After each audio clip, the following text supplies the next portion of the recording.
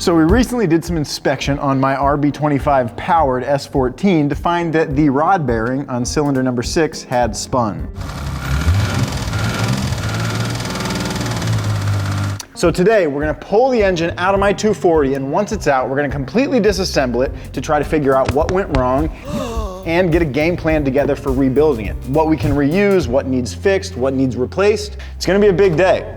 I'm pretty excited.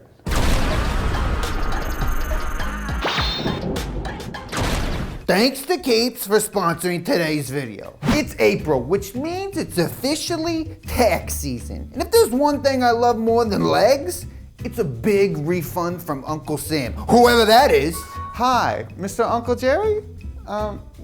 We can't write off bird food as a business expense. But I'm training Dave to be a showbird, okay? Showbird business is booming right now, if you haven't noticed. Also, there's nothing we can do about this Cabo road trip, so it looks like you're only be getting a small refund this year. A small refund? Actually, give me a second here.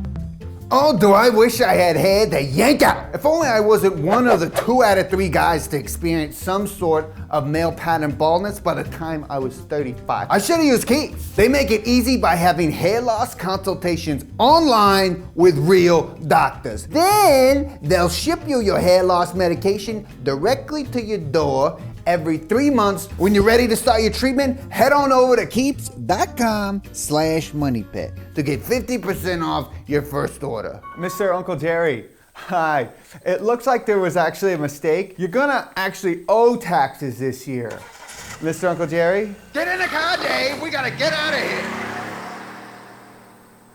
Are you there, Mr. Uncle Jerry?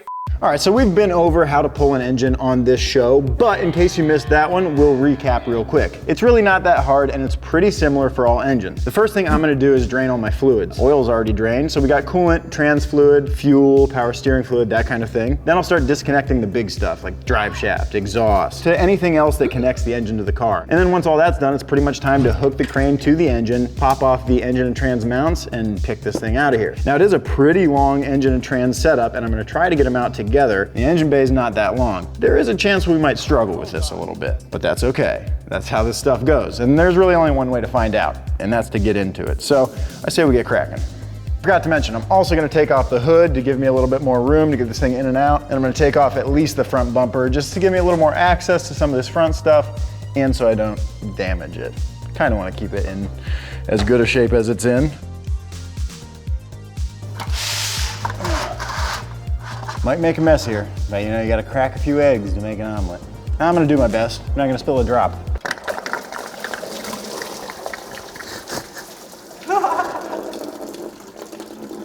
I thought that might happen. I should have probably pulled that cross member, but hey. Oh my God, it's still just hitting it.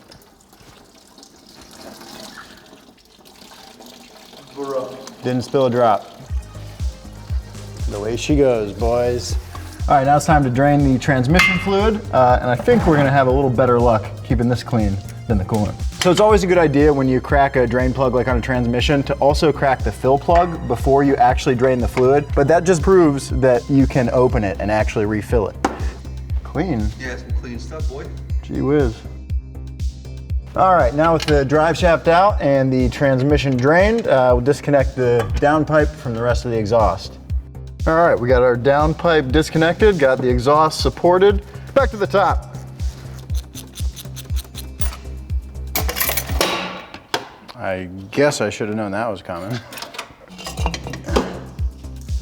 And a downpipe. All right, now we've got most of the spaghetti disconnected from the engine, as you do. Just a couple last odds and ends, like removing the shifter, and then it's time to pull this thing out.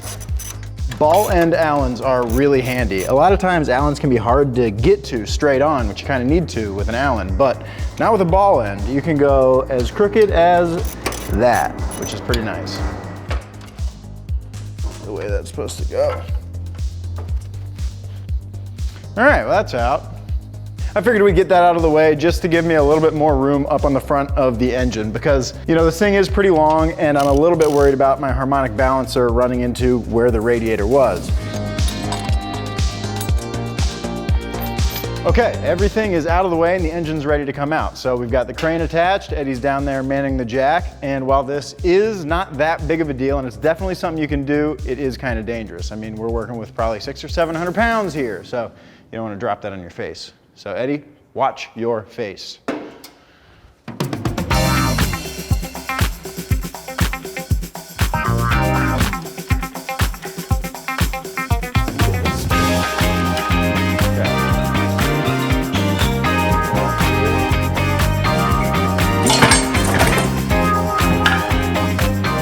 All right, now what we need to do is take some stuff off this thing. Gotta get all the turbo stuff off, get the intake off, all the accessories.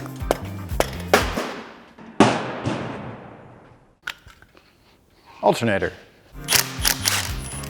Power steering. Okay, now we're about to take off the clutch and flywheel, and I think I'm gonna be reusing the clutch and flywheel, so it's kind of important how you take this off. You need to make sure you take the pressure plate off evenly. So I'm just gonna crack all these bolts loose in a star pattern and then keep going until they're fully loose.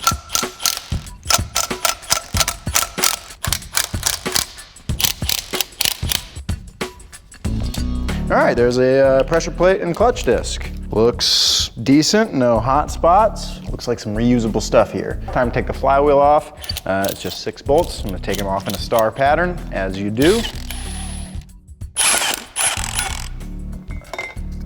Hoo-yah!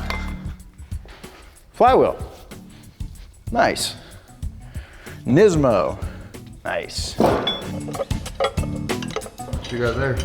Oh, we got a pulley puller. These arms grab the back of the pulley and this drives into the bolt. Once these arms are behind the back of the pulley and I drive this in, it'll pull the pulley off. It's pretty simple. There she goes. Harmonic balancer.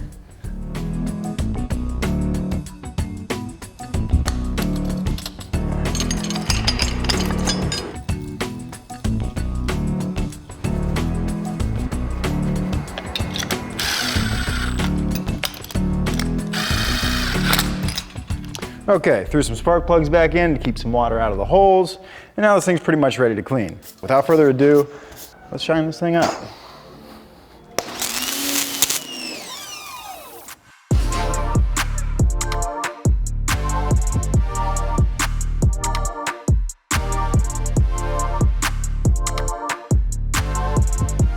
All right, that about does it. Much cleaner, much more handleable. Drag this thing back inside and get a workspace set up for taking it apart. Before we actually get this apart, we gotta talk about some things. Because I wanna figure out what went wrong in the first place to cause my bearing to spin. And in my mind, there's basically 2 options. Improper bearing clearance, so we will check the bearing clearance on the other cylinders just to get an idea of, you know, what kind of ballpark cylinder 6 would have been. The other option is improper lubrication.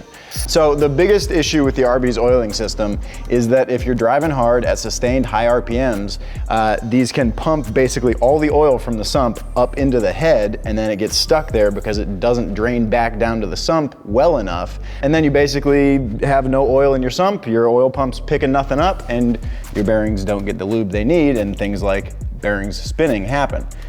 So that is a known issue on the RB, and there's a handful of things that you have to do to fix that issue of filling the head with oil and starving your bearings. So as I take this thing apart, we'll be looking for the fixes to that issue. I guess I haven't mentioned this enough, but especially at this point, once you start taking all this stuff apart and you intend to eventually put it back together, you gotta be organized. I've been bagging everything up in Ziploc bags and just labeling every bag, so it should go together pretty easy.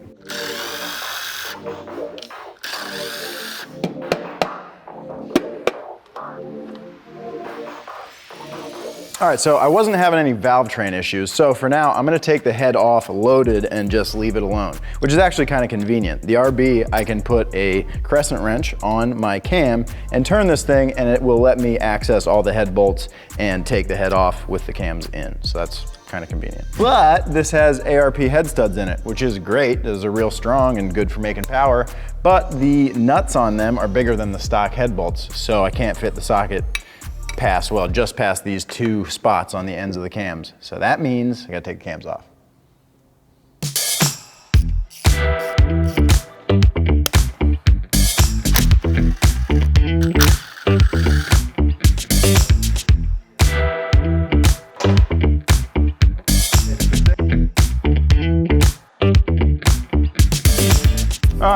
got both cams out of the way, we can actually get to our head bolts, or rather our head studs and nuts.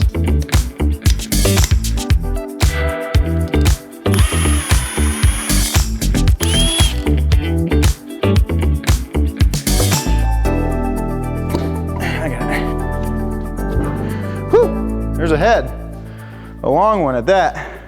Well, you know, at first glance, looking at what I can see, it doesn't look as bad as it seemed to look on the camera. I mean, I see some striping here, but it doesn't look as bad as I really was expecting to see. What's more is if we do have to bore these cylinders because of the wear in them, which I think we're gonna have to, that means I'm gonna have to step up in piston size. So currently the bore is 86.5 millimeters. So I'd have to step up to the next service size, which is 87 millimeters. So this head gasket is an 87 millimeter hole. That's the standard head gasket. So if I have to bore up the piston, I'm also gonna have to get a bigger hole head gasket, 88 millimeter. So we're about to take off the oil pump.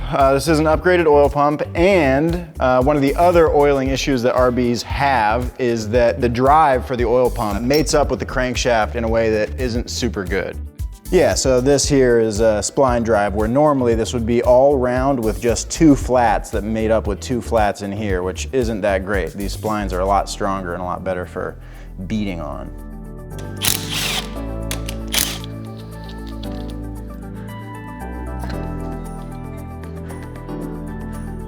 All right, now we've got the water pump, the oil pump, and the rear main cap off. I'm gonna pull out the studs.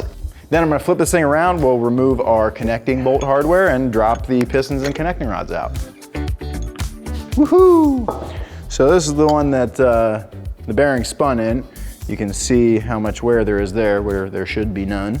And the crank journal looks pretty banged up too, which is a problem because like I said before, I'm pretty sure this crank's been machined down before. I don't think we're gonna be able to reuse the crank, which is sad. So this is our piston and our connecting rod and our wrist pin in here that connects the two. Then we've got our rings. The top ring's our compression ring. The second ring's for scraping oil and directing it through your oil control ring. So the scraper ring directs it down through these grooves, and then it allows it to come inside the piston through these holes and dump back down to the sump. But when I get to cylinder number 5, what I'm gonna do is pull off the cap and I'm gonna put some of this handy stuff in there. This is Plasti-Gauge, and it's a fairly rudimentary way to check bearing clearance. And I just wanna know what kind of bearing clearance this engine is running, just so I know if that was potentially the issue on number 6. It's not really necessary, I'm just curious. So the idea is that you put this little piece of Plasti-Gauge in between your bearing and your crank journal, and then you install your rod cap and bearing like normal. And when you do that and tighten it down to your standard torque values, this little piece of wax is squished. And then you take the cap back off once it's squished, and you compare it to these markings that are included in the packaging. And depending on how much it's squished out, that correlates to an amount of bearing clearance. Okay, let's see what we got here. Well, would you look at that? That's dead nuts on 20 thousandths. So that's good. Bearing clearance on cylinder 5 is good, which makes me feel better about the bearing clearance on cylinder 6 before it spun. So that points me in the direction of an oiling issue, making number 6 spin. So one of the things that needs to be done is a series of restrictors need to be added to the head to restrict the flow of oil to the head. Now these have restrictors in them from the factory, but the aftermarket move to stop these issues from happening is to actually block off one of these feeds and use an even smaller restrictor in one of the other positions. These do appear to be the factory restrictors, so that's a little bit of a problem. That does point me in the direction of the head having filled up with oil and starved cylinder number 6's bearing. So I'm gonna have to get some new restrictors. Luckily, that's no big deal.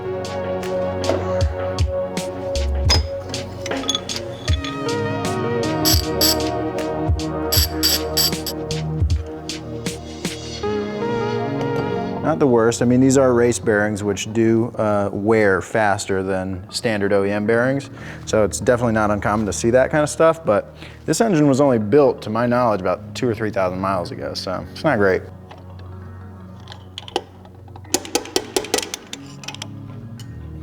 All right, we can see a little heat leaking out of this crank journal. You can see a little bluing on either side of the journal itself, so kind of interested to see what this bearing looks like, or if that's from the past.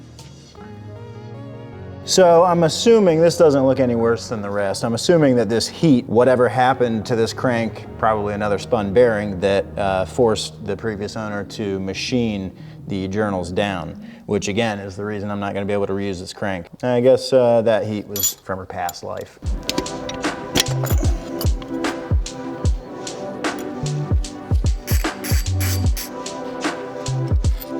About the same as the rest.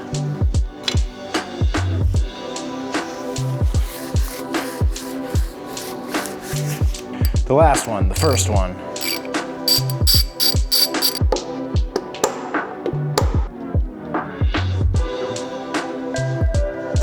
Oh.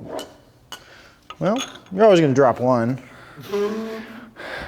All right, we've got all our pistons and rods out, which is cool. Now we're gonna flip this thing over and just take a gander at our cylinder bores and be honest with ourselves. All right, so the cylinder wear doesn't look good. I'm gonna need to measure it to be sure, but I'm pretty sure that these cylinders are gonna need bored out. All right, so now it's time to take off our main caps, which is this big hog right here, and this is what keeps the crank in place and keeps it spinning nice and true. So there's gonna be bearings under these caps, kind of very similar to our rods here, and then there's also a thrust bearing to keep it from going back and forth too much. So we'll pop these puppies off.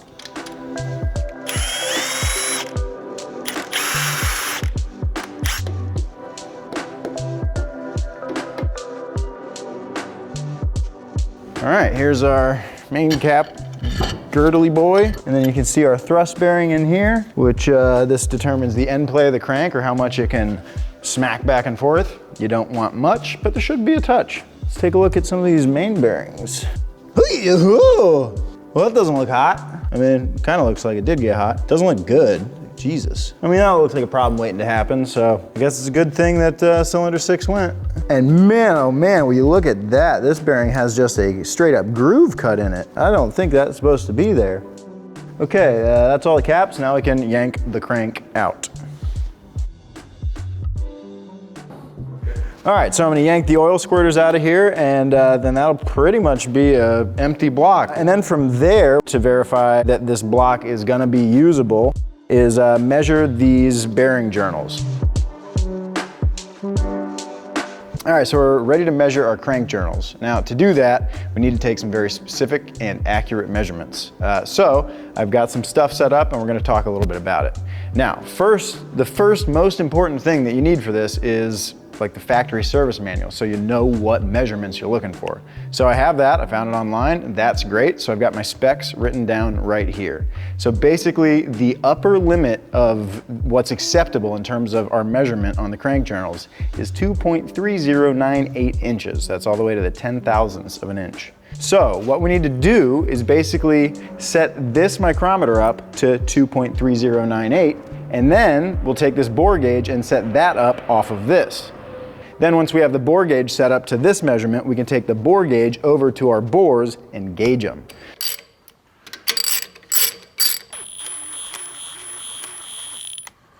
All right, so we're just gonna start at this end because this is where I am. This is the back of the engine. This is position number 7.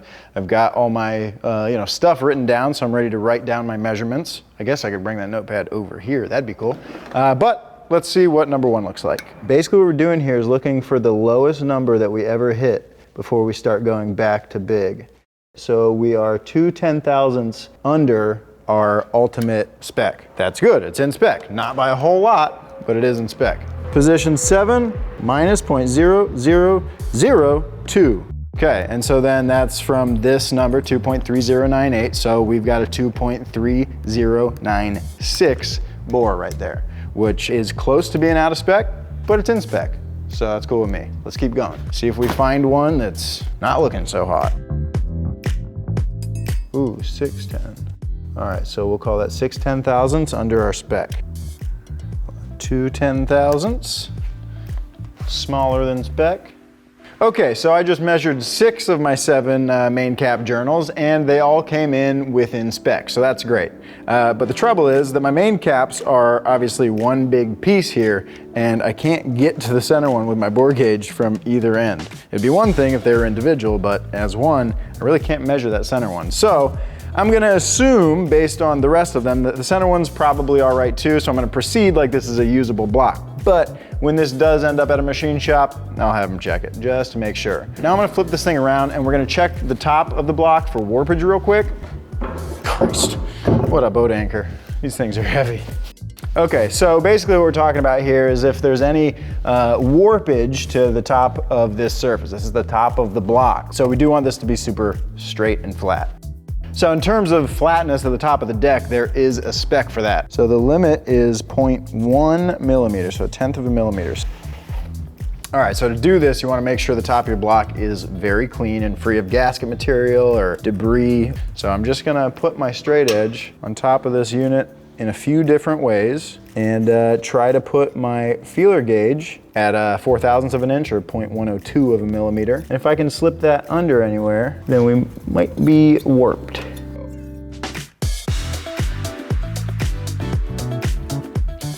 Okay, well, it doesn't look like we have much warpage, and well, by golly, that's cool. So I think the block is gonna be reusable. I still gotta find a machine shop, but that is now my top priority. So I'm gonna send this thing off to it, order a bunch of parts. As heartbreaking as this has been, I've kind of wanted to tear into this thing for a long time. So I hope you guys learned something today hanging out with us. And if you liked what you saw, make sure you subscribe to the channel, and you can go follow me on Instagram at Zach Job, and you can follow Donut at Donut Media. I'll see you guys next Wednesday. Hey guys, what's up? I got some big news and it's right here on my head. Introducing the first official Donut Beanie, only available at donutmedia.com. It comes in 2 awesome colors. Vibrant orange for those who want to stand out during the day, and navy blue for those who want to blend in at the night. And the best thing about a beanie, no matter who you are, it can help highlight your personality. Whether you're intimidating at first, but once you get to know you, you're a really nice person. Or if you're someone who always has that band that your friends never heard of and you're shocked and you make them listen to them right away. Just like sort of an old poetic soul kind of type. An actor slash writer slash director slash musician. I own an acoustic guitar. The Donut Beanie is the perfect hat for any occasion or any type of person. Get yours at donutmedia.com today.